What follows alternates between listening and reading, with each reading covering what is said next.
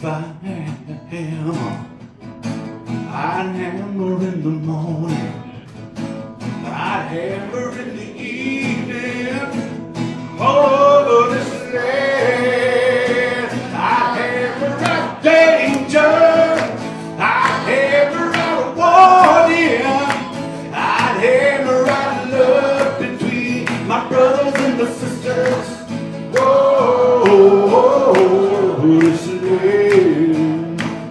Okay, we're going to start now, and a couple of our panelists are on their way. This panel is the new face of U.S. imperialist wars, and it's sponsored by UNAC, the United National Anti-War Coalition. If you're not familiar with UNAC, we are the major anti-war social justice coalition in the United States today. We formed at a conference, a national conference of 800 activists in 2010, and since then we've played a leading role in challenging U.S. wars and threats of aggression through calls for action, education, and we demand out now from Afghanistan and Iraq and no intervention in Libya, North Korea, Iran, Syria, Africa, Venezuela, and now Ukraine. And an end to drone attacks in Pakistan, Yemen, and Afghanistan, and Somalia, and everywhere. In 2012, we initiated the organizing of the opposition to NATO that was meeting in Chicago, and we had the largest anti-war demonstration since earlier in the Iraq War, where 15,000 rallied and marched, the last major mobilization of the anti-war movement in this country. We're also active in the social justice movements, civil liberties, and climate change movements. To get our mailings and action alerts, be sure to sign up. And organizations are invited to affiliate with UNAC. We're today in a new phase of imperialist wars. In the past, the U.S. was involved in maybe one or two wars at a time, and warfare was of the more traditional type of boots on the ground. Vietnam was a real turning point regarding the U.S. population's huge opposition to an ongoing war. And in spite of 9/11 and the massive propaganda campaign to justify war in Iraq, millions took to the streets to oppose it, an unprecedented event. The American people have grown increasingly weary of wars, seeing no justification to the huge costs of lives lost, countries destroyed, cuts to social services, economic downturn, and the increasing militarization of the domestic police. We saw with the huge negative response to the threat of military intervention in Syria that Washington can't sell this today. So now there's a turn to covert action, to drone warfare, special operation forces in Africa, 800 plus U.S. bases around the world, billions to NGOs to engineer regime change, massive payments to strategic country allies and proxies like Israel, Egypt, and Saudi Arabia, and support to right-wing forces everywhere. They claim they are pulling out of the Middle East and talking about a pivot to Asia, but the reality is that under the radar and global surveillance, they are pivoting everywhere. And the cartoon, I do urge you to take a look at it. I think it's classic and perfect for describing what's going on, the new reality. The face of the 21st century imperialist wars is everywhere. The technologies of the 21st century also now allows unprecedented global surveillance, even from space, and a new form of war, cyber warfare. This can seem daunting, but we have reason for optimism. Things we see change very quickly, and when people are pushed too far, they will act and unleash their incredible power. We need to be ready for that time, and our discussion today is how we can respond to this new face of the old imperialist agenda of profits above all. The first speaker is Abayomi Azikiwe. He's the editor of the Pan-African Newswire. He is the co-founder of the Detroit Coalition Against Police Brutality and the Michigan Emergency Committee Against War and Injustice, and a member of the UNAC Administrative Committee. Thank you so much. Indeed, it's always a pleasure and honor to participate in the Left Forum. And I live in the city of Detroit, of course, which is also undergoing a form of counterinsurgency as we speak. Perhaps we can talk about that a little bit later during the question and answer period. My topic deals with the Africa in the current phase of the imperialist war drive. And perhaps the most overlooked aspect of the militarist policies of the United States and the European Union as well is the growing intervention of these former colonial and currently neo-colonial states in the internal affairs of the African continent. Since 2008, both the United States and the European Union member countries have been heavily involved in the region under the guise of fighting a so-called, quote, war on terrorism, unquote. Now, according to the narrative advanced by the ruling elites in the imperialist states, Africa is a major source of, quote, international terrorism, end quote. And that if the West does not intervene to monitor and to track down these elements, they will eventually attack the U.S., as was done on September the 11th of 2001. These same arguments were also put forward in the beginning of the invasion and occupation of Afghanistan and the lead up to the intervention in Iraq. Afghanistan, of course, almost 13 years ago, and Iraq, of course, in 2003, some 11 years ago. Now, with specific reference to the war against Afghanistan, the U.S. and the North Atlantic Treaty Organization forces have been occupying this Central Asian country directly for nearly 13 years. Moreover, if we examine the origins of the war in Afghanistan, it can be traced back at least until 1979, when the Soviet troops entered the country to defend the socialist government that had come to power the previous year. Now, the Al-Qaeda network was actually encouraged and facilitated by the United States, beginning under the Carter administration in 1979 and 1980, and thereafter by two successive Reagan terms between 1981 and 1989, and eventually the one term of rule of George H.W. Bush between 1989 and 1993. It was the Central Intelligence Agency, the CIA, and the Pentagon that provided training, weapons, funds, and diplomatic cover to the so-called Mujahideen in Afghanistan to counter the influence of the government that was in power at that time in Afghanistan under the People's Democratic Party of Afghanistan. Now, after the collapse of the Camacaro sector in the Soviet Union between the late 1980s and 1991, the much touted, quote, end of the Cold War, unquote, was actually a myth. There was, of course, new enemies for imperialism to target, challenge as well as defeat. In 1990 and 1991, there was the massive military buildup in the Persian Gulf.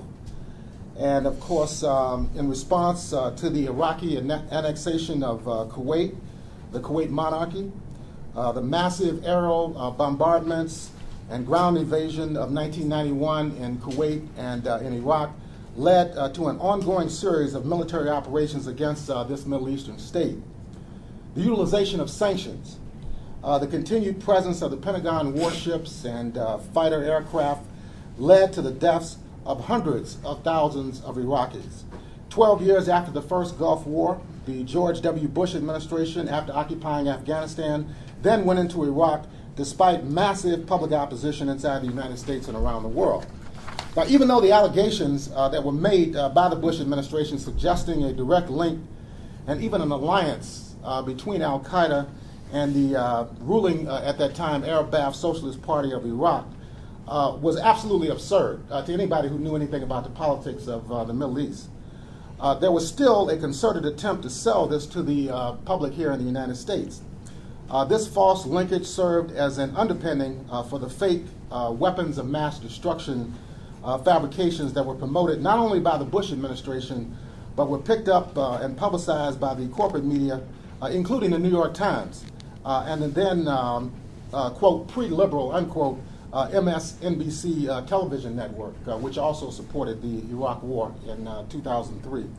Now, a review of these arguments enunciated by the ruling class to justify war in the Middle East and in Central Asia are strikingly similar to what is being said today about the current situation on the African continent. One major exception, however, is the greater utilization of national and regional governmental troops as surrogates in these imperialist interventions. Now, I wanted to talk about some specific examples of imperialist intervention in various African states that have gotten a lot of attention over the last several months. Now, over the last several weeks, first of all, I just want to talk about Nigeria and the Central African Republic.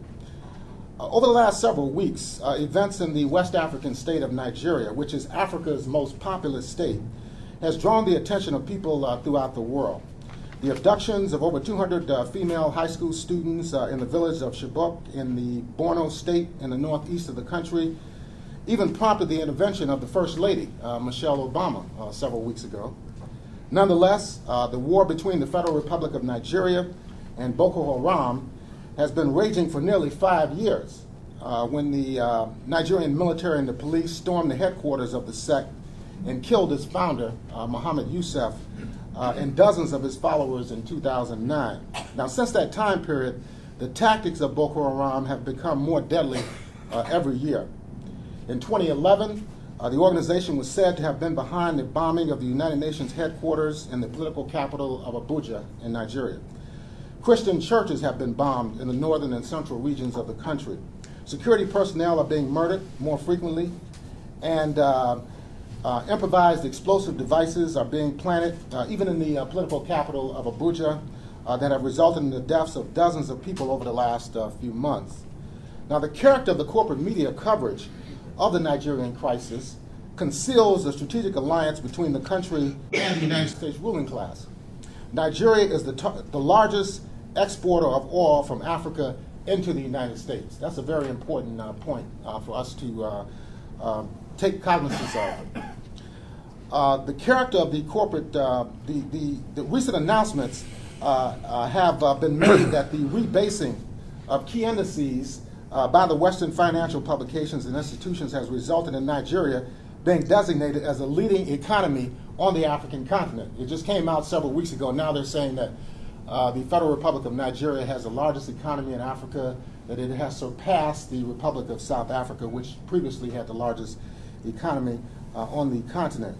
At the same time, as the country is being championed for its tremendous investment-led economic growth, both France and the United States are moving its intelligence and military apparatuses into the country to battle the so-called Boko Haram insurgency. Now, earlier in the year, when the Nigerian government was commemorating the centenary of the consolidation of British colonial rule over the country, which took place in 1914, the French president, François Hollande, attended the events surrounding the 100-year anniversary.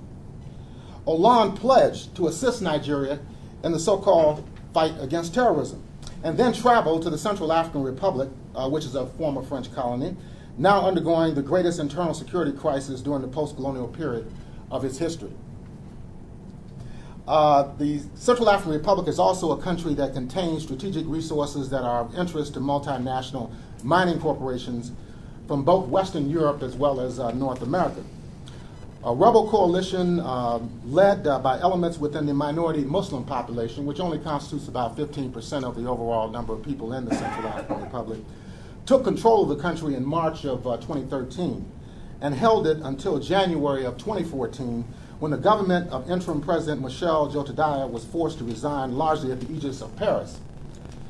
Once the Selega coalition was forced from power after a regional conference held in neighboring Chad, a Christian-based anti-Balaka militia group went into action attacking Muslim-owned businesses, mosques, and neighborhoods. By April, tens of thousands of Muslims had been forced to leave the Central African Republic for what was perceived to be safer areas in neighboring Chad and Cameroon, both of which have a history of French colonialism. Now, France has sent at least 2,000 of its own troops to the Central African Republic. The occupation is being supported and facilitated by the Pentagon. People may not be aware of that.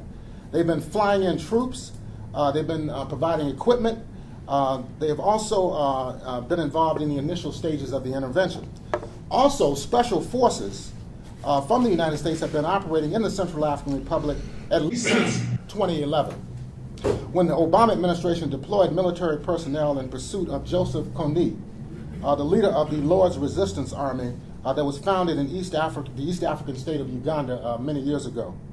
The imposition of another Christian-based government in the Central African Republic under interim President Catherine Samba Panza has not created the conditions for normalization inside the country. Although hundreds of thousands of Muslims have been forced into internally displaced camps and also into exile in neighboring states, at present there is a resurgent Muslim resistance movement that has also surfaced inside the country. They've been carrying out attacks over the last few days. In addition to the enhanced intervention of France and the United States, the European Union forces, EUFOR, have also entered the country in the aftermath of an EU-Africa summit that was held in April in Brussels, Belgium. Now, this summit generated tremendous controversy in Africa, since it deliberately bypassed the African Union, the regional 54-member African Continental Organization that was the successor to the Organization of African Unity that was formed some 51 years ago, and extended or denied invitations to individual states and leaders in direct contravention to the African Union's Peace and Security Council. So the AU has its own Peace and Security Council. They had set up conditions for participation in this European Union Africa Summit, and the EU totally disregarded the Peace and Security Council and decided who they were going to invite and under what conditions. Now, troops from several African states are operating as well inside the Central African Republic. The African troop presence is mandated by both the Regional Economic Community of Central African States, the CEMAC, as well as the United Nations Security Council. Moreover, the United Nations Security Council several months ago approved the deployment of some 12,000 foreign troops also to be sent into the Central African Republic. Their mandate appears to be designed as a peacekeeping force which is allowed to engage in military operations ostensibly geared towards stabilizing this troubled state. In these various foreign military forces, if these various foreign military forces are added up, they will constitute an occupying presence of at least 20,000 foreign troops in the Central African Republic. The degree of U.S. presence in the CAR cannot be fully determined in light of the role of special forces and Air Force units that are providing logistical and intelligence support for the French, EU, and CEMAC, as well as UN deployments. So this gives you an idea of when we hear reports about the Central African Republic, they don't talk about the mineral wealth of the country. They don't talk about the ongoing French presence there, and also the African states that are allied with France, as well as the presence of the European Union, as well as the United Nations Security Council peacekeeping force, which I said will number up to 12,000. So anyway, we can stop there, and perhaps later during the question and answer period, we could talk about South Sudan and other regions on the continent that are a focus of U.S., EU, Pentagon, as well as Israeli intervention. Thank you so much.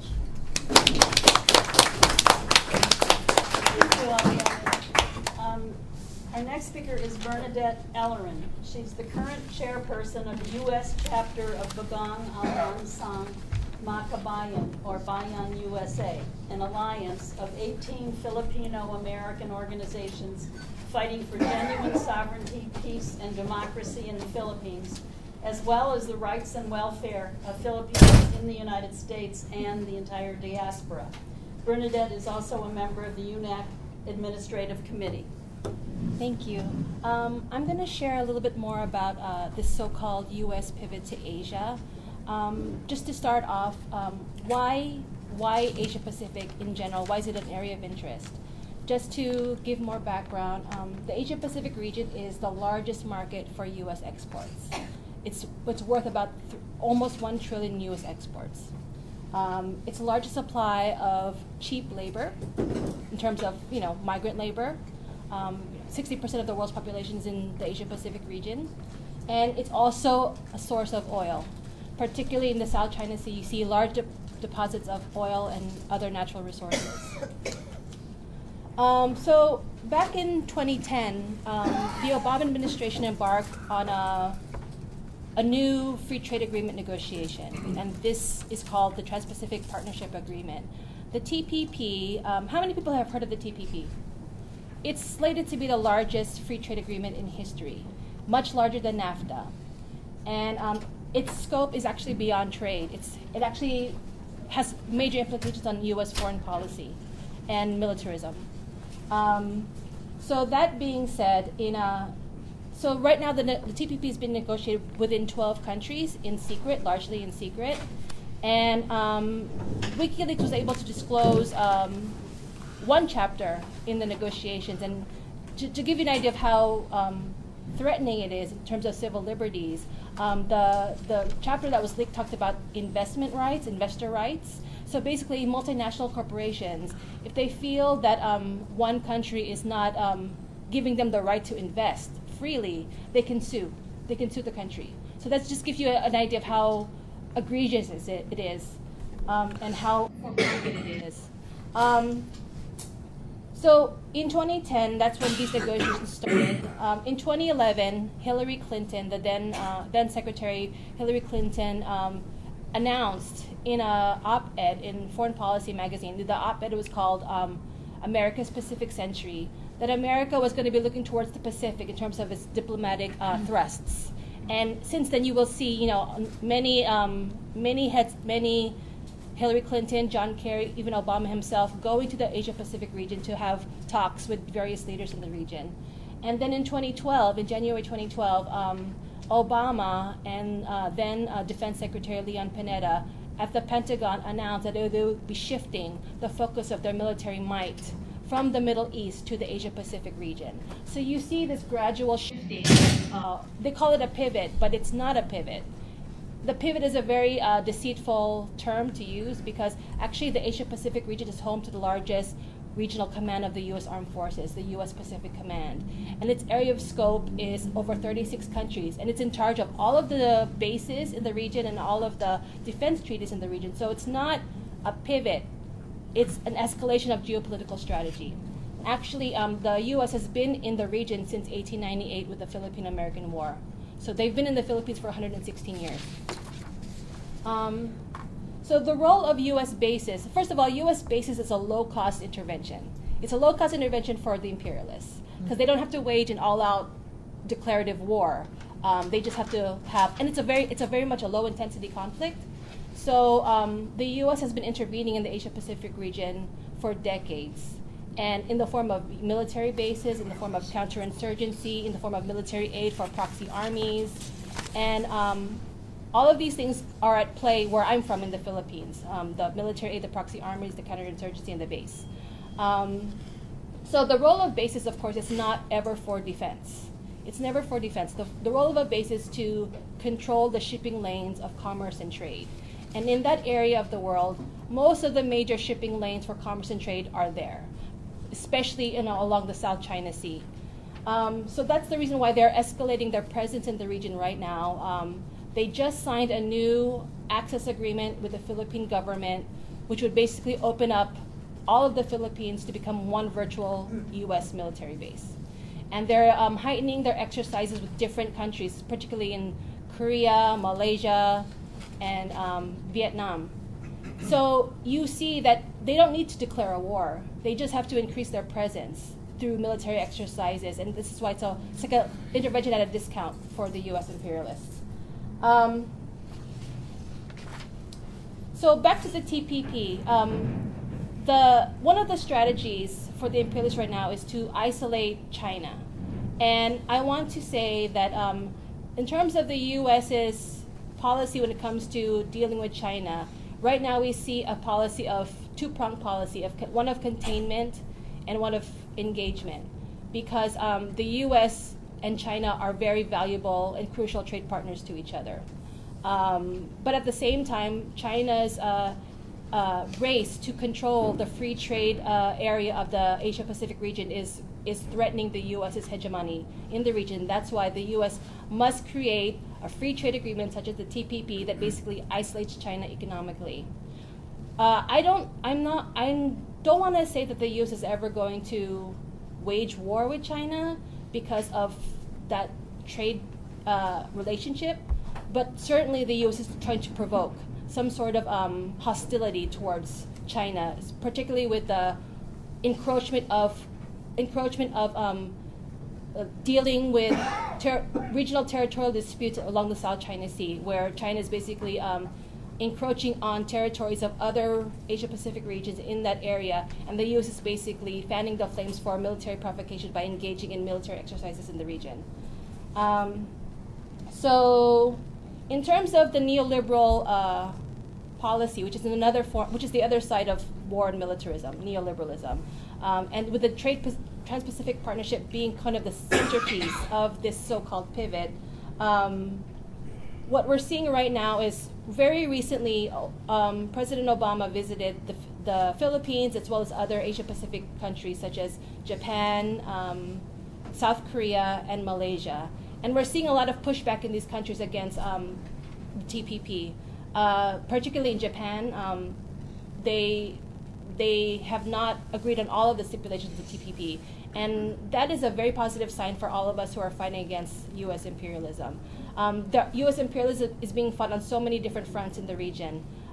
In the Philippines, there's a vibrant anti-imperialist movement that's on the streets and also in Congress. There's also a very vibrant revolutionary movement in the Philippines, one that is fighting, particularly waging an agrarian revolution to basically take back the land in the country from multinational corporations and from big landlords. In India, same thing. There's also an agrarian revolution happening there. In South Korea, there's a very vibrant labor movement that has been waging a national strike against neoliberal policies. And so all around the Asia-Pacific region, there are vibrant people struggles against imperialism and, in particular, neoliberalism that is a very fruitful ground for solidarity relations with people here in the U.S. Lastly, just regarding the new military agreement between the U.S. and the Philippine governments, the Filipino people kicked out the bases back in 1992, the former permanent bases, U.S. permanent bases in the country in 1992, but unfortunately the U.S. military never left, even though the bases were kicked out, because through various agreements they were able to maintain their presence, and they called it visiting presence or rotational presence, but it's not temporary presence at all. It's permanent. And so now with this new defense agreement or this access agreement, it's not a base per se, but it gives the U.S. access to all Philippine military facilities, and that's a very unequal setup because the Philippines doesn't have a very modern military. It's a military that's very much dependent on U.S. military aid. So right now, the U.S. is changing its role from being an advisory role as a visiting force to now being able to hold operations. And in the Philippines, we are seeing drone exercises. We're seeing more and more U.S. nuclear and other types of warships coming into the country for port visits, and of course the ongoing military exercises between the U.S. and Philippine military. So I'll stop right there, and perhaps we can talk about this more in the Q&A. Thank you. William Camacaro is a member of the Bolivaran Circle of New York, Alberto Lovera, and an expert on Venezuela because he's from Venezuela. Yes. Thank you very much for having me. And sorry for the lateness. When in the last few months we have been facing a very sophisticated coup, continued and low-profile coup against the government of Venezuela. For the last 15 years, we have facing several different attempts of coup. And for example, in April 2011, was a coup. The President Chávez was overthrown, and thanks to the people of Venezuela that went to the street by thousands. Some people said millions, and I really believe that millions of people were on the street. President Chavez was able to came back to power. Since that happened, the legality of the constitutional order rests on the popular insurrection, because it was a popular insurrection that took back Chavez to power.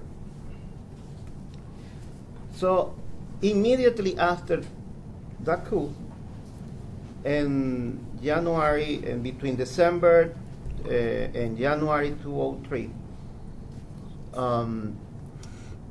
we had the so-called oil strike against President Chavez. So they just get, they try to destroy the economy. And again, we have another popular insurrection, because people went to all these big companies of the state, the oil companies surrounding they were around those installations, and they had the list of all the people that the government said, the executives that were sabotaging the company, and they organized by themselves checkpoints, and they were requesting IDs, and if you were on the list, so people that were organized by themselves, they decide, no, you cannot go inside because the minister said that you are part of the sabotage. So again, the popular insurrection preserved the Bolivarian Revolution. In April 2002, I have to say that you remember that several people were killed close to the presidential office. And I have to say this, at that time, the advisor of the police department of Caracas was William Bratton. So William Bratton is now the police commissioner in the city. So William Bratton, he basically provide the training to those members of the police department that were fighting against the popular power, that were defending the government in Venezuela. Again, we have to understand, I think that this is very important, that the legality of the Venezuela is resting on the popular insurrection. Then we have, in 2004, May 9th, we have a farmer very close to Caracas called Dactari, where the Venezuelan government catch 153 paramilitaries from Colombia, all of them from Colombia. The owner of this farm, Adolfo Alonso, is now living here in Miami, very comfortable living in Miami. And Venezuelan government has been requesting to the State Department, you know, send this guy to Venezuela, to the justice, but he's in Miami. So we see this, for all these 15 years, this happening again and again and again. The United States government trying to overthrow in one way or another one the Venezuelan government, the Bolivarian Revolution. And they have been using all kinds of tactics. They have been accusing the Venezuelan government of drug trafficking. They have been accusing the Venezuelan government of supporting the guerrilla movement in Colombia, to give them money to other governments. Even they said that they gave, the Venezuelan government gave to Kirchner $300 million, something like that, in suitcases. So you can imagine how many suitcases, you know, that is. They say, oh, Chavez was financed Hezbollah, also Hamas, even the Taliban in Al-Qaeda, Chavez was financing them. And they had headquarters in Margarita Island in Venezuela, according to the State Department. No? They have been also working and create a scarcity of food, sabotaging the food the distribution in Venezuela, using the bourgeoisie to do their dirty job there. And the same tactic that they used when Salvador Allende was in power. And you remember that they create a scarcity, they sabotage the economy, they try to destroy the main industry of Salvador Allende at that time. And also, even if you see the documentary, the Battle of Chile, you will see that even toilet paper, they didn't have toilet paper in Chile during Salvador Allende.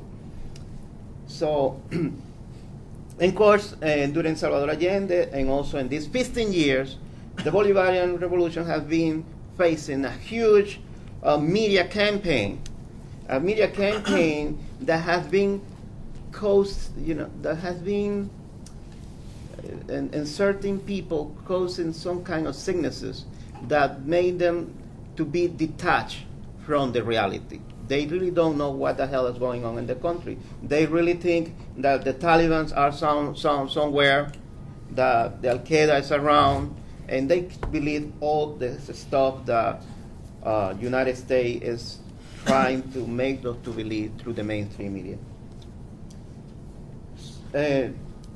Before that, we have the Caracazo, that was in 1989. I have to mention this because the Caracazo, thousands of people went to the street, demonstrate, and almost more than 3,000 people were killed, and most of them were poor, black, people of color. In those days, those people that were demonstrating basically almost every day were poor, black people, brown people, and the mainstream media was not paying attention to them. So you didn't see any single news about it in the media in those days.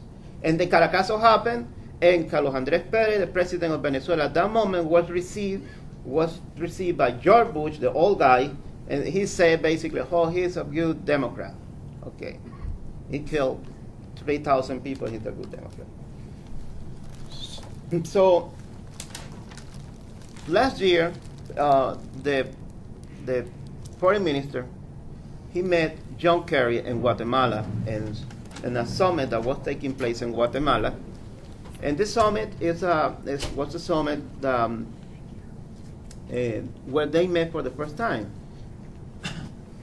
And basically he said, oh, boys, you don't have to think more about socialism. Let's be the partners and let's try to make deal. We can do very well. And then, and he went to Venezuela. He said, well, John Kerry said to me, oh, you know what I said.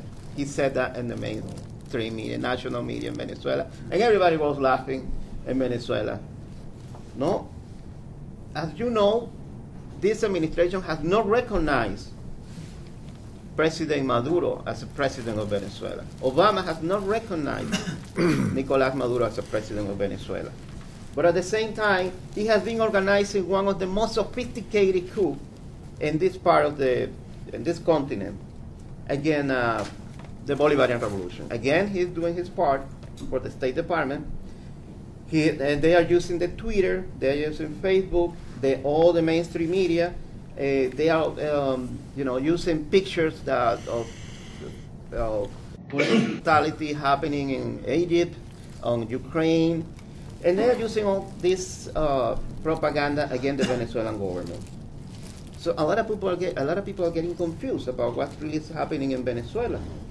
And at the same time, we have cable, and we can see Fox News in Venezuela, we can see CNN, and all of them also are lying about what's happening in Venezuela. Basically, this is a continuing coup d'etat against the Bolivarian Revolution that already has more than 4 months and that will be taking place for maybe a year. This is not going to end.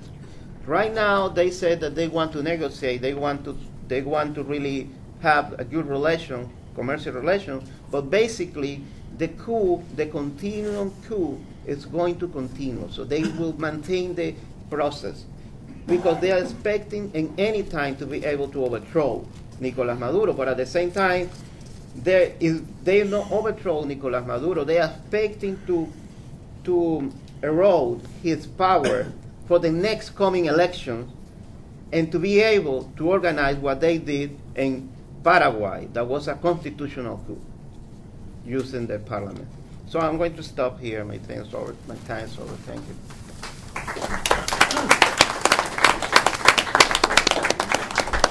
Our next speaker is Jeff Mackler. He's a member also of the UNAC Administrative Committee, and he's been an Indian war leader for many years.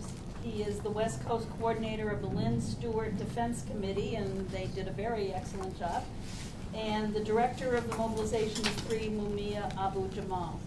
He is an author of several books and pamphlets on imperialism, war, and other topics, and recently has been writing excellent articles about Ukraine. Thank you, Marilyn. I thought my subject was Egypt. Is it Ukraine? I'm sure you're equally articulate no matter. Oh, well, I was mistaken because I prepared a 2-hour report on Egypt. But I must be in the wrong place. But I do want to talk about Egypt before I talk about the Ukraine, because it's front page news. In fact, the elections were so important to the democratic Egyptian government that they decided to, when no one came to the polls a few days ago, to extend the voting for another day in order to give some credibility. And now the estimates are, no one in the world believes it, including UN observers and so on, that there was anything resembling a legitimate vote. Partially because they killed everybody who tried to campaign on the other side, literally tens of thousands of people. But the reason I mentioned Egypt is because the June 30th Tamurid rebellion that overthrew the elected Morsi government was said to initially have 14 million people present in this massive mobilization. They picked the number 14 because Morsi was elected with 13 million, and therefore if more than 13 million sign a petition for your removal, then you have more people on your side signing a petition and so on. But as the figures came out, it turned out there weren't 14 million, there were 20, excuse me, there were 30, excuse me, there were 40. There were 56 million people, and the numbers kept changing all the time. 56 million people were said to have signed the Tamurid petition. And that, of course, gave justification for the al-Sisi government, the military dictatorship, to simply remove the unpopular president and call it a revolution. Some, unfortunately on the left, called it the Second Egyptian Revolution. But what it was is an open, blatant, U.S.-backed military coup by a military dictatorship, the same dictatorship that operated under Mubarak minus Mubarak. But I mention the numbers because it was literally 10, 20, 30, 40, 56 million, which is, roughly speaking, the entire electorate of the entire country voted to sign the Tamurid petition. It later came out that this petition was financed and organized by the opposition parties to Morsi, by the billionaire capitalist ruling class, by the military itself, and was a fraud.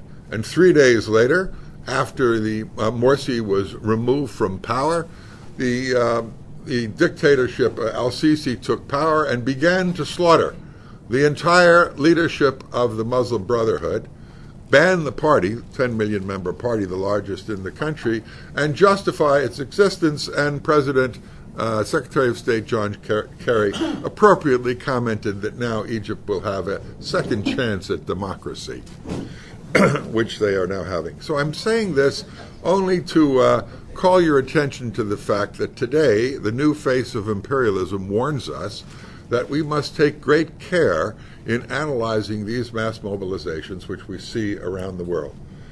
Tens of thousands or hundreds of thousands of people mobilized in Maidan, the independence square in the Ukraine.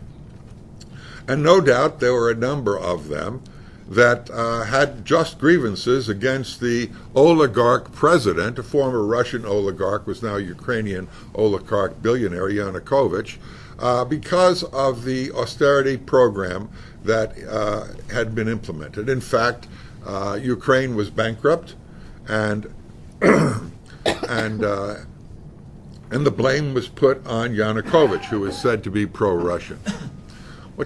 But part of the article that we wrote in our newspaper, Socialist Action, said that this was a U.S. imperialist coup without an army.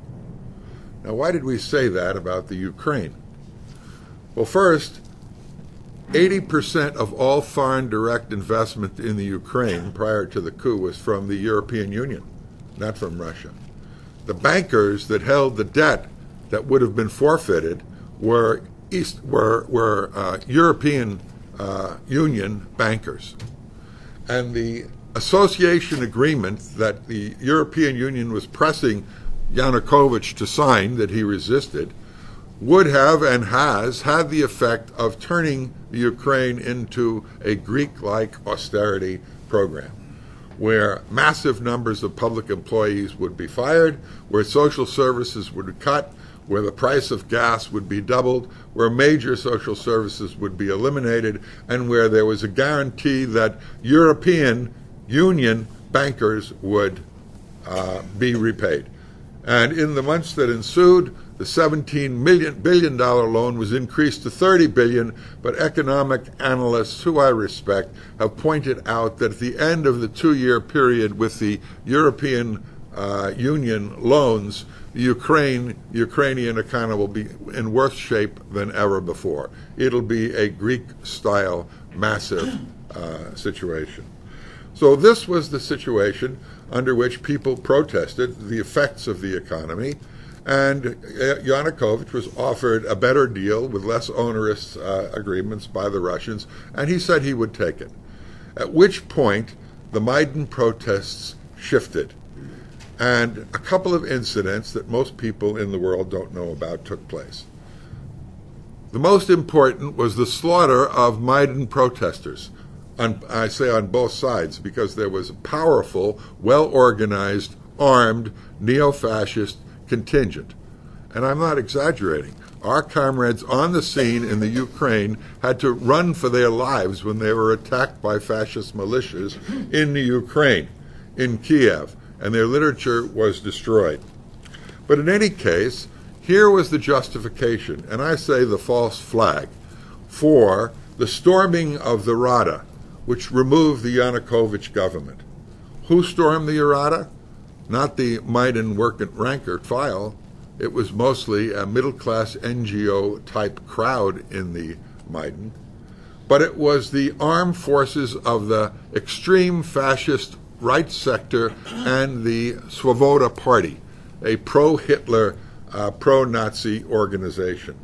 The United States did not have an armed force in the Ukrainian army, so they used the pretext of the slaughter of Maidan to take over the Rada, to violate the Constitution, to set up a new government ministry with 5 top posts going to Svoboda and the right sector. And I mean top posts, I mean the Deputy Secretary of War and the Under-Deputy Secretary of War were all neo-fascists. The Minister of Agriculture, Ukraine has been the traditional breadbasket of Europe, was a pro-Nazi. And other major ministries were headed by, but you control the army, that says enough. When Catherine Ashton was caught on tape talking to the Estonian foreign minister who was on the scene, the Estonian foreign minister, who has never retracted it, nor the Estonian government, stated that, contrary to Ashton's belief, it was the right-wing neo-fascists that shot their own people in the Maidan and not Yanukovych's police. Yanukovych had to flee for his life to Russia. So it was a false flag. I just wrote a 2-page article in my paper about another false flag, which came within an inch of starting a war. How many of you have read Seymour Hersh's article on the sarin gas in Syria? Well, Hersh presented all the evidence that I needed, and he's no fool, indicating that it was the Turkish government, aided and abetted with the full knowledge of the United States and top American officials, that used sarin gas on their own people in order to provide the false flag necessary to justify a U.S. war, which was in preparation. I'm talking about a Libya-style war, not strategic bombing to take out a few military bases, but to destroy the infrastructure of the entire country, as the United States did in the name of humanitarian war in Egypt.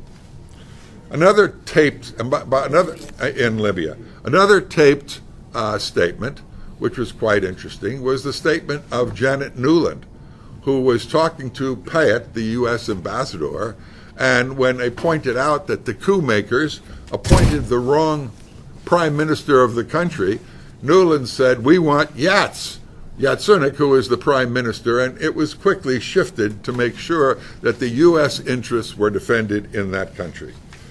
Under these circumstances, we felt that the heavy hand of U.S. imperialism could not be denied. And we demanded in UNAC, U.S. out now, no U.S. intervention in the Ukraine. The United States, with NATO, has surrounded Russia to the tune and has 1,100 bases around the world, plus another 1,000 in the United States, moving on to Russia. We now have evidence there are Blackwater troops in the Ukraine because 90% of the Ukrainian army in Crimea deserted to the Russian army. Now, why the Ukraine? Why was there an interest? And I'll conclude on this. There was an interest because, among other things, Ukraine has the fourth largest shale gas reserves in the world. And the United States, which has now become the chief exporter of this gas, wanted to control those. And in fact, prior to the coup, the United States had signed agreements with the government to frack the Ukraine in order to substitute American-owned oil corporations for Russia, which provides 30% of the gas of Europe and in some countries 50% of the fossil fuels. So this was, in my view, in part, a fracking war organized and initiated by United States Corporation over the very fuel whose continued use spells doom for humankind. Fracking. Why didn't Yanukovych ask the Russians to come in the minute he knew? Well, we have a question. We have a question period for that, so I just want to finish up so I don't abuse the time. Watch out for these mass mobilizations. Janet Newland pointed out that $5 billion in U.S. funds from the CIA went to the Ukraine to NGOs in order to organize, quote, democratic protests. Just like the United States funded how many of you know the Cuban Twitter program, Zunzaneo, in order to organize flash mobs to demonstrate a democratic opposition in Cuba, which they finally had to stop and admit didn't exist. So what is the new face of imperialism? Not too different from the old. They don't send 500,000 troops like in Vietnam and kill 4 million people. But they do, they say, Obama says he's leaving Afghanistan, but half of the 100,000 troops were privatized death squad Blackwater armies inside Afghanistan, and they will remain. This is a death squad U.S. policy which exists throughout Africa and virtually every nation on earth. Privatized. This is drone war, like on Pakistan, where in 37 African countries they have military stations, and they essentially say to any would-be opposition person, either you agree with the policies of the United States government militarily with our death squads, or we'll drop a drone on you and your ass is grass, if I may say. So the new face of imperialism includes flash mobs, includes cyber war, like we heard from Snowden. It includes economic penetration, like in the Ukraine, and so on. In both of these countries, and I promise this is my last conclusion, they're capitalists. Russian oligarchs are the same oligarchs that rule the Ukraine. They ripped off state property when the Soviet Union disintegrated and operate in their own interests, and they can be bought by the highest bidder. But the main focus in the Ukraine was not the Russian threat, which was simply to bail out the country at a better rate, was the organized imperialist economic infiltration backed by the only reliable military force they could, openly neo-fascist troops to storm the Rada, take over the country, and rule it with impunity. We'll say more later, and thank you very much. Our final speaker is Sara Flounders. She's the author of War Without Victory, The Pentagon's Achilles Heel. She is the co-director of the International Action Center and a member of the Administrative Committee of UNAC and an organizer of many past major anti-war mobilizations. It's really an honor to be participating in this panel today with quite a number of folks that I work with over years. Now, just taking up the new phase and the new face of imperialist war, it's a challenge that we need to take on as to how to act and how to look at things in a different way, how to lead, what kind of coalitions, what kind of activities. There is a population today that in every poll, every time they do a measure or a count, war on Syria, threat in the Ukraine, doesn't matter where, is overwhelmingly, and the polls are 80%, 89%, huge, huge figures. Actually, the Wall Street Journal polls, because of the class they're speaking to, the figures are always much higher than the USA Today or the Pew polls. That's interesting, too. In terms of those who oppose U.S. military action for any reason, it's a challenge for us politically how we organize in a time when there's also a systemic crisis of capitalism. We often say capitalism at a dead end.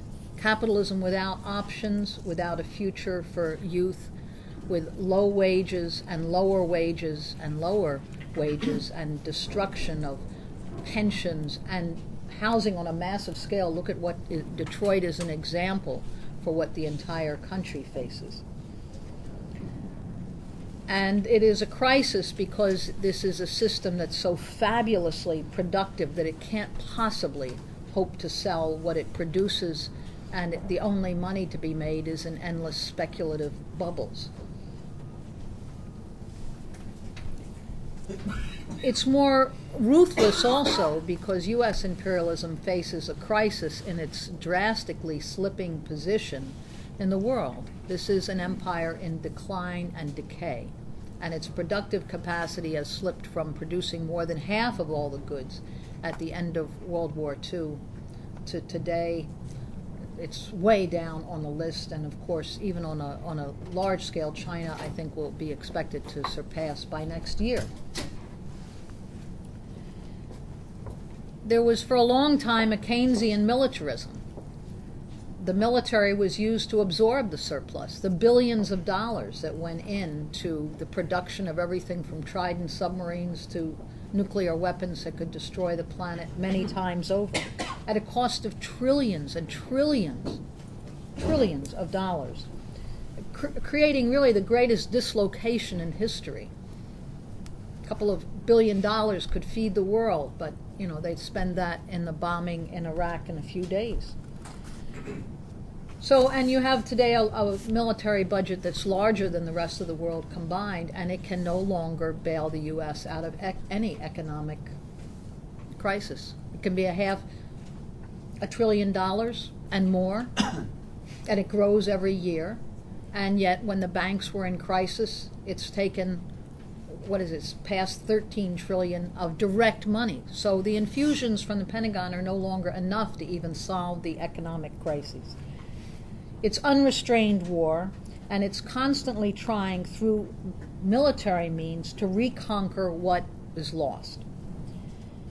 And that's why I say this is a challenge for us, how to answer, how to respond, how to look at the world in new ways, how to know that the population is overwhelmingly against war, and yet also passive and quiet on the questions of war, unless they think the war is an immediate danger. What happened on the question of Syria in September was it went from picket lines to suddenly there was not a congressional office in the country.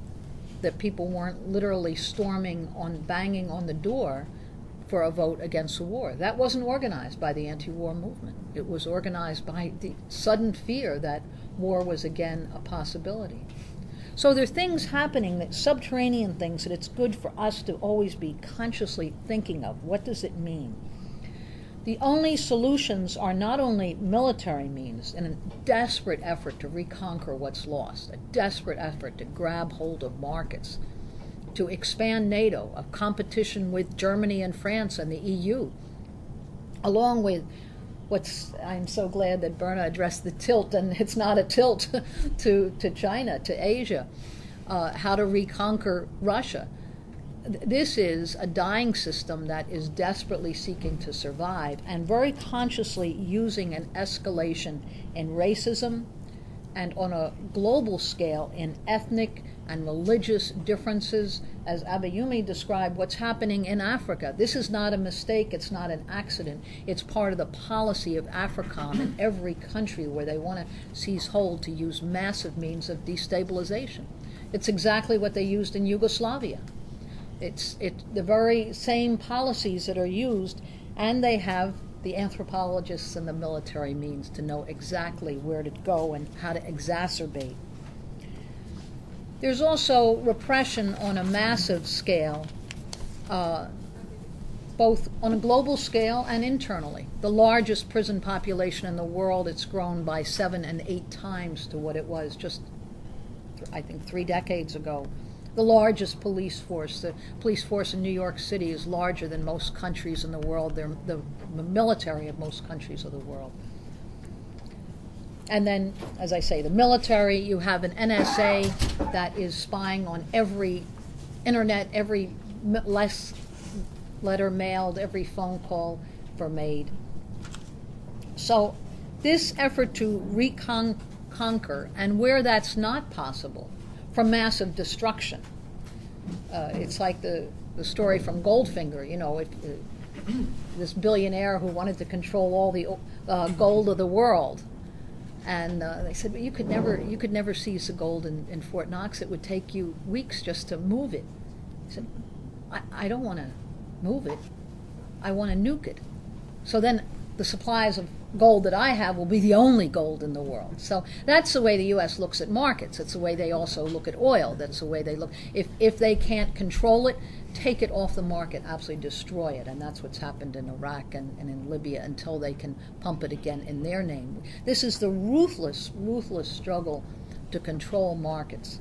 Now, I want to spend and they're using, whether it's drones, or in AFRICOM, a military action a day. I mean, it's huge. It's on a massive scale, and the population here can be completely overwhelmed by it, because they're also overwhelmed at the same time by the real economic problems that are greater than at any time. Now, in Syria, there is a massive effort through sanctions, through thousands and tens of thousands of mercenaries, to overthrow the government and completely also destroy and dislocate. More than a third of the population of Syria today are refugees, are dislocated. I mean, you wonder how a society even exists with that scale of dislocation, and yet the fierce feeling in the country is to resist this takeover, because they look at what happened to neighboring Iraq right next door. So it has made a fierce support also for a government which there may have been all kinds of differences with in the past, but facing mercenaries of a fanatical character and death squads, the population has really rallied and has for more than 3 years resisted like we saw a resistance in Libya for 7 months of bombing, systematic. It was quite an incredible feat. But in Syria, it still holds. And so the question for us is how to respond. We have to know that we're up against total demonization, whether it's Saddam Hussein in one time, or Gaddafi, or now Bashir Assad. And U.S. recognition plays an important role in this. You could look at the Ukraine, where a day after the fascist coup, Yatsenyuk is invited to the White House. The government is immediately recognized. The government that has not a shred of credibility, that overthrew an elected government. And yet, the elected government of Maduro, as William Camacaro pointed out, is not yet recognized. So political recognition is absolutely a political act coming from the White House, from the top down. Who's recognized? It's the fascists, it's the reactionaries, and who is not recognized. Now, how we respond, of course, we could say U.S. out everywhere, and that's true. How we link the struggles together and also consciously take on the demonization, that's important, because responding in a combative way is important. It's not just the broadest unity, it's answering the crises as they arrive, when they're arriving. Now, I think for matters of time I won't take up, but the 4 elections in the past few weeks, where you had in the Ukraine a massive referendum, millions of people involved in East and South Ukraine, the People's Republic of Donetsk and Lugansk, calling for renationalizing the industries. There's armed people's militias. A very exciting development, really worth looking at here, and the referendum that they organized, quite an accomplishment. And then the fascists organized an election without credibility into who could run in the Ukraine. 2 elections within 2 weeks of each other. One representing a determination of the people to resist, and the other a staged and manufactured thing. And I'm so glad that Jeff described the election in Egypt, where it was probably the biggest no-show vote in world history. I mean, the number of people that stayed home in 2 days of voting, they said 10% of the population had voted. So they extended another day, and they said there's a $70 fine to anyone who doesn't vote. And all kinds of threats of any state employee and so on. Subsidies given for voting and so on, just to turn out a vote. Now, I want to close in looking at what's happening with this election in Syria, and why it's important to pay attention to it. Hopefully everyone got this sheet and this statement on the back. But it's responding as crises happen. I don't know if anyone here has followed the news. It hasn't made much U.S. news, but Lebanon today is absolutely paralyzed, locked down. The city of Beirut, the roads are impassable because like more than 1 million Syrian refugees are on the move in order to vote. And there's like one voting place, and so the roads around, it's just quite an incredible. If you've seen the pictures, you see a sea of refugee Syrians who are coming to vote. They were so fearful of, and overwhelmingly, for Bashar Assad. Now that's important to recognize. Regardless of what we think of the political program, the determination that people see it as one way of resisting an absolute takeover by death squads and mercenaries. And that's why it's had this enormous, there's no other explanation. It could have been a stay-at-home like in Egypt. People know how to do that. But there's the opposite response, so much so. Now the U.S. barred Syrians from voting here in New York. And there's a demonstration, by the way, today about that by the Syrian American community. There are thousands of Syrian Americans who are outraged by this.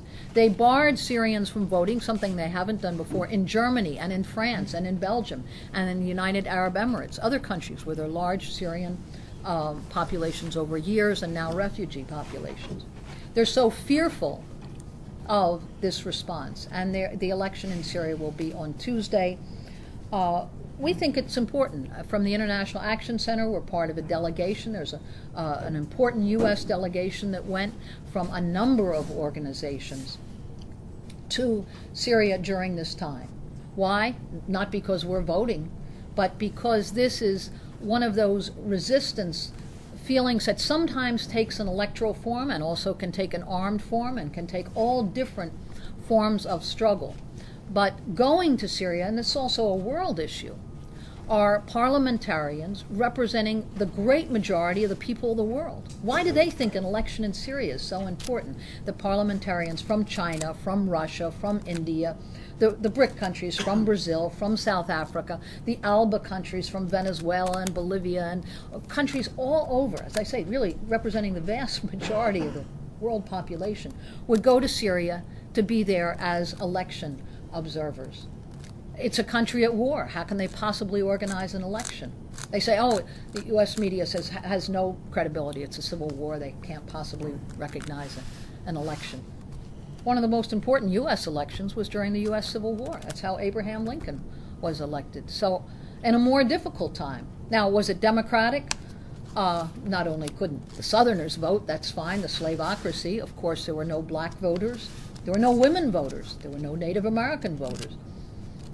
It was a very important vote because it was in the middle of a civil war when the question was slavery. So there's a question of a civil war. There's a question of a huge internal war in Syria today, but it's also an outside invasion, and the people standing up to it, standing up to the mercenaries, and asserting their right as a sovereign country. And so solidarity with that is needed, and I'm going to end just by saying that we do need a movement that consciously links to the struggles here. I'm speaking in a panel on the fight for 15 later today. Consciously, how do we link the anti-war movement and the struggle of low-wage workers, McDonald's workers, Starbucks? How do we challenge the media lies? How do we refuse the demonization? Refuse when we hear that whether it is Gaddafi in Libya or Saddam Hussein, it doesn't matter. We just draw a line and speak only on the question of intervention. We don't join in the demonization, ever. It's like in the middle of a racist attack, being there consciously agreeing with the racists. No, if there's demonization of a country or leader, we just stand back from that totally and support the country that's targeted. How do we build solidarity among ourselves? And this panel, I want to very much say that this is a work in progress, but the anti-war movement does need to look at a new phase that we're in and how we proceed differently than 30 and 40 years ago to meet a very new challenge. Thank you.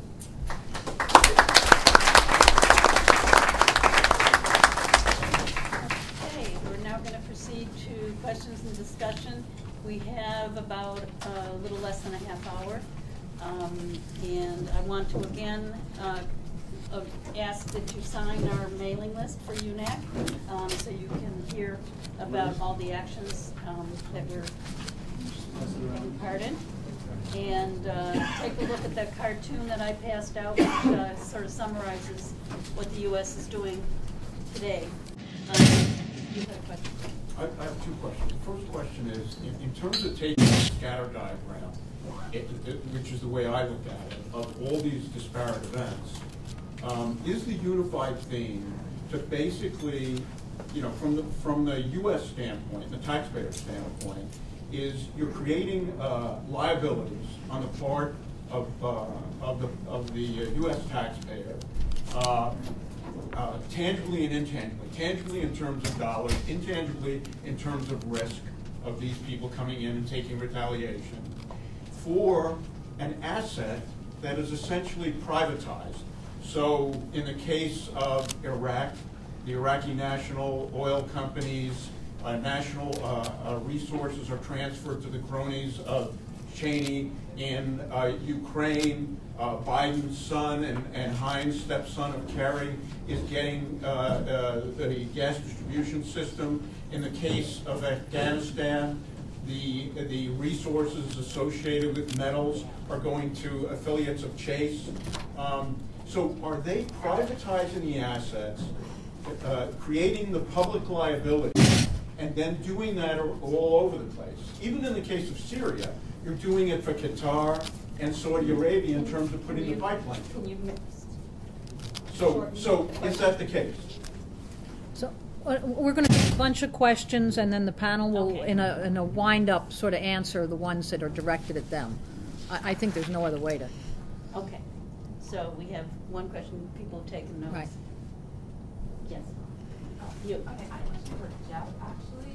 I think there was a point made about Egypt and talk about how like the U.S. backed coup in Egypt to put in kind of a military dictatorship back in power. It was already in power, but to take out a democratic elected leader, being Morsi. I guess I was having some like skepticism about the role that neoliberalism has played in the Muslim Brotherhood and how kind of, you know, Morsi is going to accept a $5 billion like loan from the U.S. I'm just curious how that plays in, because the U.S. will say one thing like condemn the coup, but then they still back the military billions of dollars. So I'm just kind of confused on that, I guess, the role of like popping up either side. Okay, why don't we have a couple more, then have some our panelists respond. Yes. Yes, I want to ask about the U.S. discourse of counterterrorism, which of course has a long history. I want to ask what's new.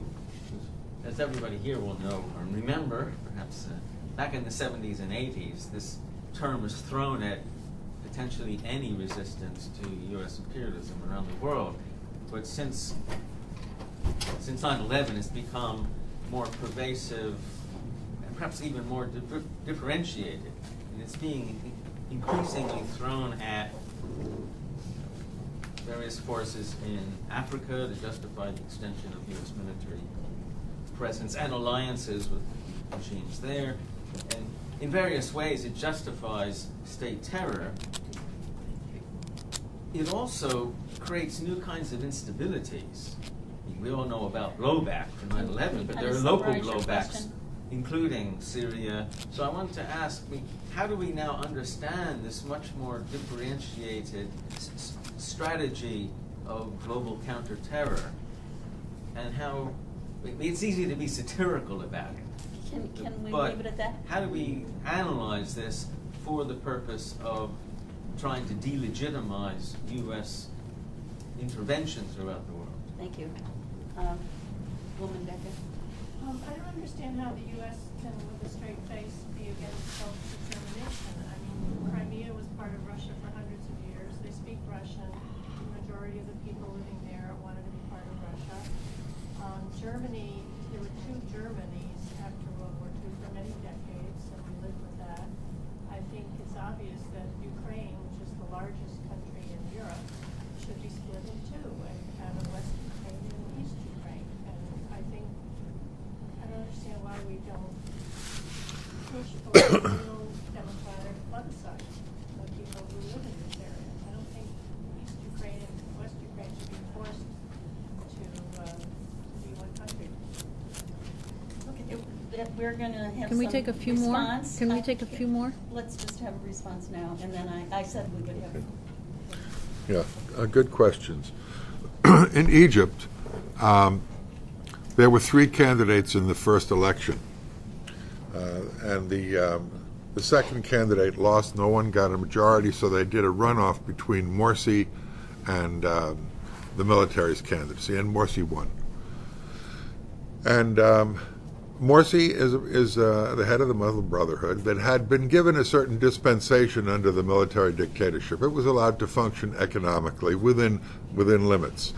It had its own layer of multimillionaire and billionaires. And there were 2 aspects to it that are critical to understand. The first is that as a pro-capitalist formation, it had no way that it could implement the needs of the Egyptian people, although some foolish people on the left called Morsi the right wing of the Egyptian revolution. That is, he was part of a revolutionary process. So Morsi did nothing. He refused to pass a trade union law, but it did nothing to infringe on capitalism's rights. But at the same time, the United States, which was shocked that its military candidate was not elected, essentially huddled with the military and said, give us a year and we'll discredit him. And that they did. So, for example, all the IMF loans that he applied for had massive strings attached, which would have required him to implement even more austerity than before.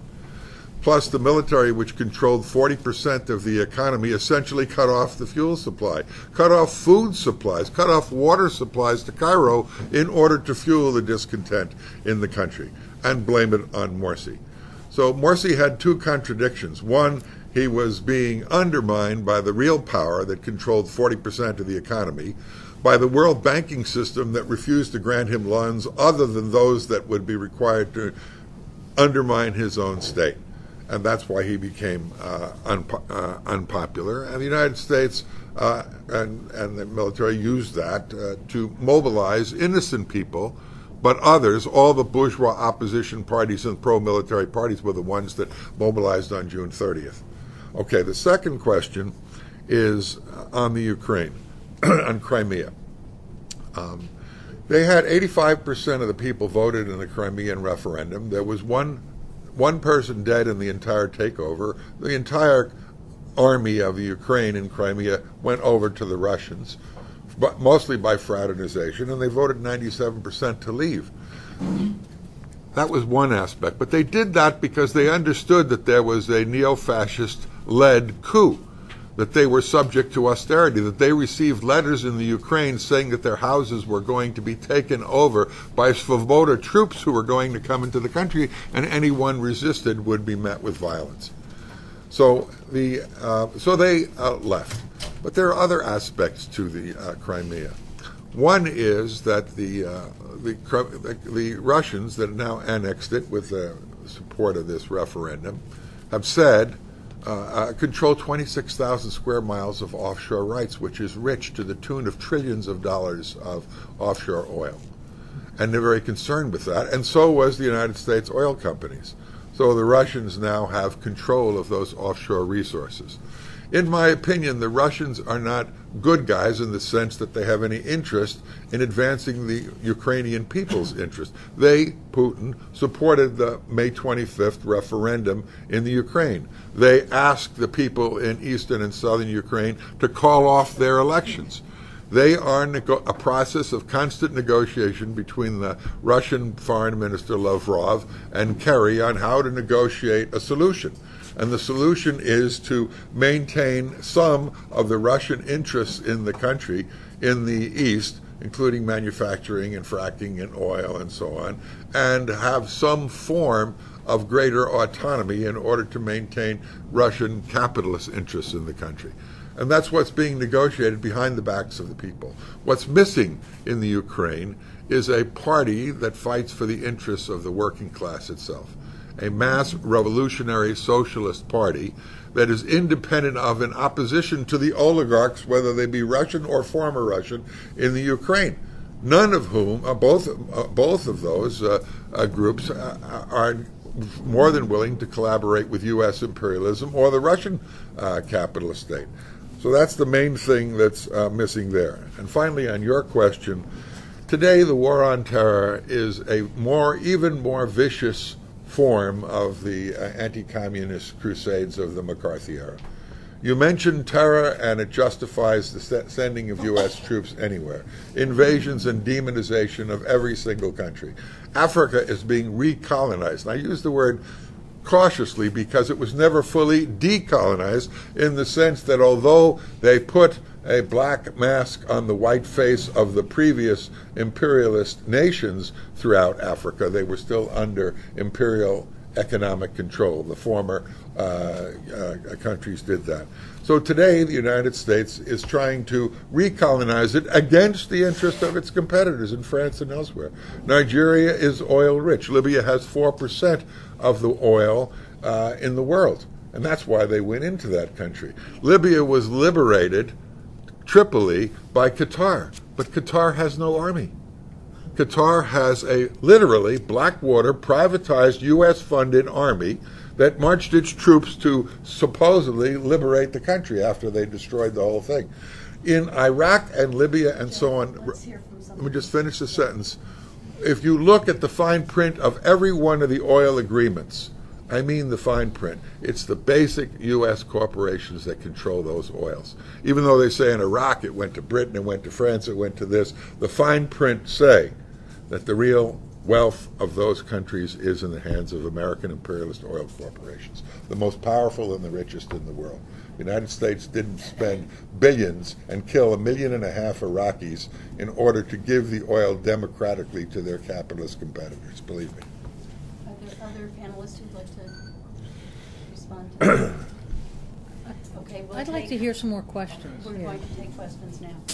Okay, who would like to ask a question? I have a question. Yep. I came in late, so you may have addressed this earlier. My question, it's actually two questions. It's the first part of it is how do we re-energize and regain the spirit and the legacy of the African American people as being hugely anti-war, anti-imperialist, and because you talked about the new face of the empire, so I missed that, and from where I stand, the new face is something that has been very paralyzing. So fast forwarding, when we have a commander-in-chief who has genitalia that is different from the 46 predecessors or 45, how do we deal with that? So how do we, because again, people are going to be paralyzed, the females, or Hillary or whatever. Further questions? Yeah. There were 600 American troops that landed in Sicily last month. About 4 days before, a dissident General Hifter in Libya decided to lead a coup, a so-called coup. And it indicates to me this is part of that same covert strategy, because you could believe in a law of perpetual coincidences. But General Hifter lived in North Virginia, right near a certain headquarters of a certain agency called the CIA. This is the covert face, as you're saying, of American imperialism. I think, and with Boko Haram, it's interesting that they fought in Mali and received training and arms from weaponry that was being sent down from Libya into Mali. So the interconnections are all there. We have to point those things out. I think two things. We have an absolute decline in the anti-war movement since 2008, and that's not coincidental. I think one of the reasons is what you're saying here, with the covert wars and the style. People aren't immediately affected and don't immediately see it. And also, I think there was massive illusions in Obama that demobilized any kind of anti-war movement. Those two things kind of dovetail. I think most of us here have read or reviewed the same resources and references. Somewhat with Sara Flounders and more with Jeff. I mean, we can conceptualize the plans that have been put in place with Egypt, the overthrow of the coup, with capitalizing and monopolizing oils. And I think most people who read the same references and resources would agree that these plans are radical, profound. But I think what you're suggesting or hinting at is that they've succeeded, that they have monopolized, they have installed a puppet regime within Syria and within Egypt. And I think that's a vast leap of the kind of capabilities and abilities of the United States administration to say that we conceptualize their plans, but isn't that kind of a big leap saying that they've actually succeeded in those plans? This was also my question about instabilities.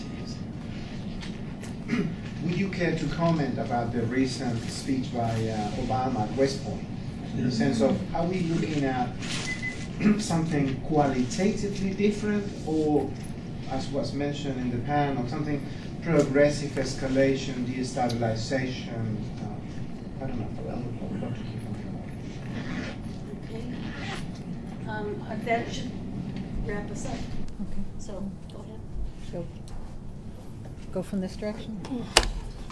Yeah, I just wanted to comment on a few of the questions briefly. The brother here who asked about the historic role of African Americans.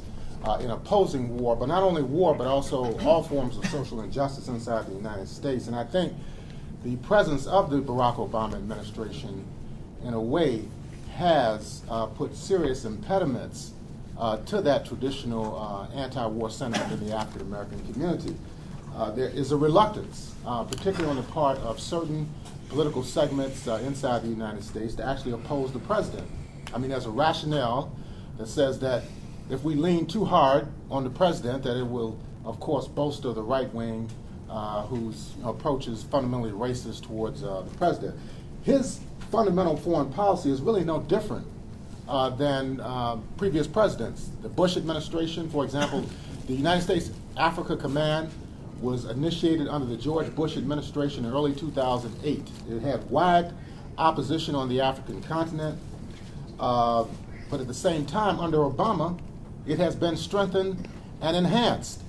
There are more U.S. Special Forces, more drones, more CIA and State Department personnel right now operating in Africa than they were under the Bush administration. So I think this is something that we have to deal with honestly. And not only the African American community, but other communities inside the United States have also, to a certain extent, been paralyzed by the Obama administration, which fundamentally is carrying on the same imperialist agenda.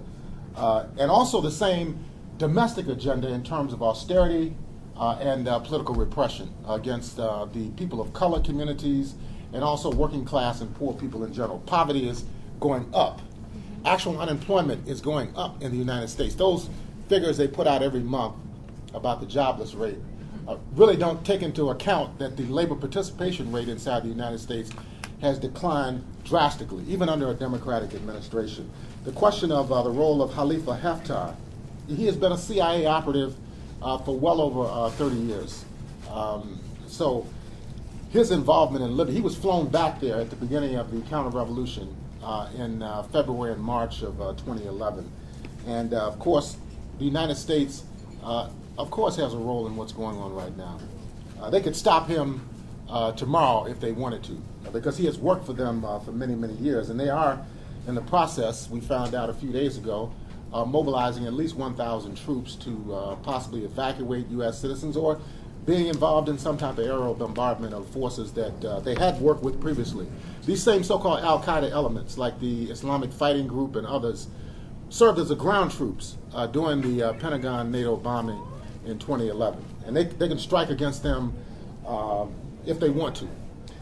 The question of Boko Haram, I think it's complex, because on the one hand, it does reflect the tradition, well, I won't say traditional, but the regional fracturing of Nigeria that was instituted as a result of the legacy of British colonialism in West Africa, the whole process of indirect rule, where they allowed people from the north to predominate in the military, people from the south, certain groups were given higher degrees of Western education, were able to enter the civil service, people in the West, of course, being heavily involved in the commercial sector of the economy.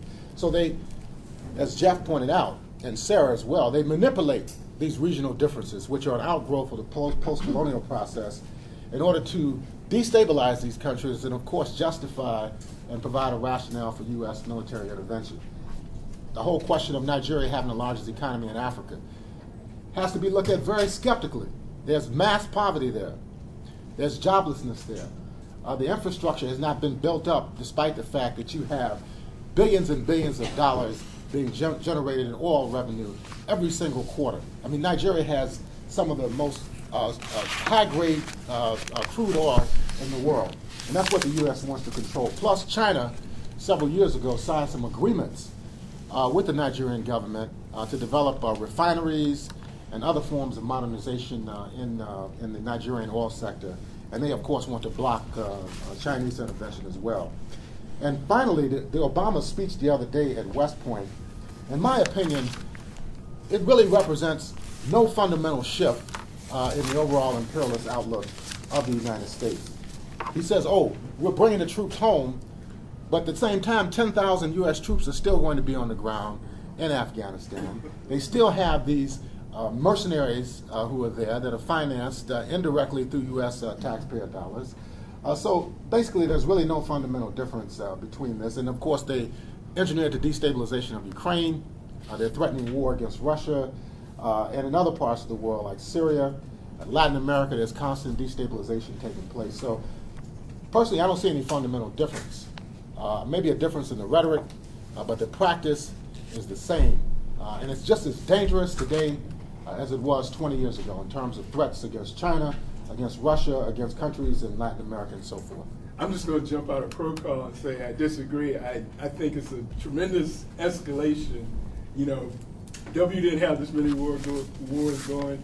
The super surveillance state has been escalated. Yeah, I agree. Yeah, I agree. There is an escalation. So that's all I want to say. In terms of the African continent, Russia, China, yes, I agree.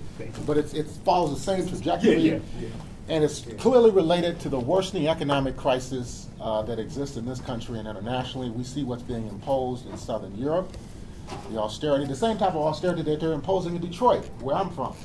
A tax on pensions, privatization of public assets, driving down wages, and so forth. So we don't disagree in that regard. Yeah, there is an escalation regardless of who's in the White House, because their situation is more and more untenable. And just to particularly focus on the man in the back who asked a question, this is not in any way a done deal. Not one of these plans and not one of these wars has succeeded in their aim. As a matter of fact, every one of them has been a disaster. The U.S. really assumed they could walk into Iraq and take over. There was no military left. The country had been starved down to nothing, completely dislocated, and they literally did have to pull out. It did not go according to plan at all. Afghanistan, the poorest country in the world at the time, and no government to speak of, and yet more than 10 years later, here they are still unable to stabilize their situation. Libya, it seemed easy after just destroying every city from the water system to the electricity, and they have not been able. So not one of these wars are succeeding. Yeah, but who controls the assets of those places you just mentioned? Well, that was why I went back to Goldfinger. If they can control it, they want to take it off the market totally and destroy it. And that is what has happened in many of these countries. If they can't, and while at the same time allocating huge money in the name of our money from right here in the U.S., it goes to private contractors, huge corporations, on rebuilding programs that are just handouts. But I want to address also, in terms of Egypt, with everything that the Muslim Brotherhood may have been willing to make and sign, all kinds of arrangements and deals, didn't see themselves as a revolutionary anti-capitalist force. They had a very different agenda. But nevertheless, the U.S. is threatened by any popular-based movement in the world, and any move for self-determination, unless it's a totally staged and manufactured thing, like in South Sudan or something like that, Croatia, or but if they can't control it, they are threatened by it. So why the overturn in Egypt was they felt they couldn't trust Morsi because of his base from below was very rooted in the poorest part of the Egyptian population, and what austerity, what the U.S. wants in terms of the banks and cuts further on the subsidies, they didn't feel they could get through him. So it's the feeling that these aren't reliable movements for the further austerity that they want. I wanted to just touch on in eastern Ukraine, because we should always be open to new possibilities in the world, because there will be resistance. There not only will be plans that go astray, and the Pentagon, Wall Street being unable to accomplish its goals in a country, but it will breed the seeds of resistance. I mean, everyone here, I think, believes that, right? It's part of our whole world outlook, that there comes a certain time when people say no. Now, what is happening in East and South Ukraine, and we don't know if it will succeed. We don't know if it will be drowned in blood like the Paris Commune. We don't know if it will be sold out, if it will fracture apart. But this is you look at the program and the demands, both against the oligarchs, calling for renationalizing industry, of setting up people's militias. This is a challenge. You wouldn't expect it in the Ukraine with what's going on, and yet if somebody had asked you even a few months ago, is this possible? You wouldn't have thought that.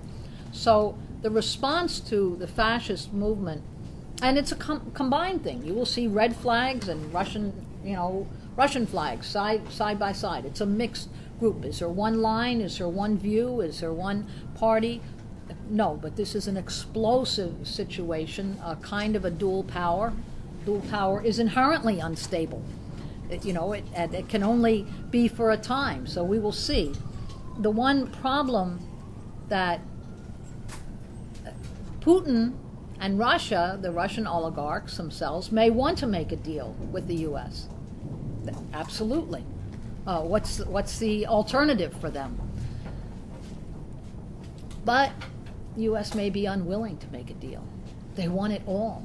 They want the missile batteries in place. They want the expansion of NATO. Sometimes what propels a struggle is the sheer recklessness that is coming from the U.S. today, regardless of who's in the White House. It's absolutely reckless, and this drive to take it all means that even the ability to strike a deal by those who may want to, it may not be theirs in the offing. Last point just to touch on is that we need to stand up to the demonization that's happening to the struggle in the Ukraine. You will see in every news article, and sometimes I've counted 15, 20 times in the same article, saying Russian speaking, Russian terrorists, Russian this, pro-Russian separatists, Russian. These are Ukrainians, for heaven's sakes.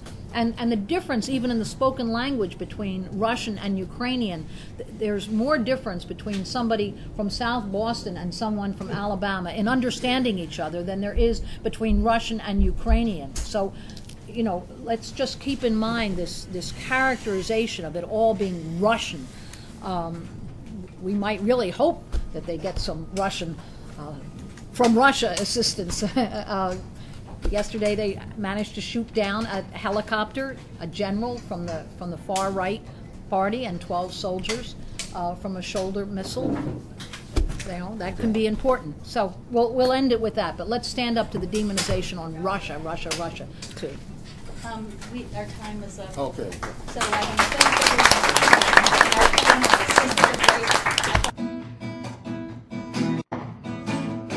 If I had a hammer, I'd hammer in the morning, I'd hammer in the evening, all over this land. I'd hammer out danger, I'd hammer out warning, I'd hammer out love between my brothers and my sisters.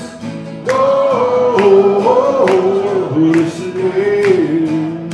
But if I had a bell, I'd ring it in the morning, I'd ring it in the evening, all over this land. I'd bring out danger, I'd bring out a warning, I'd bring out love between my brothers and my sisters.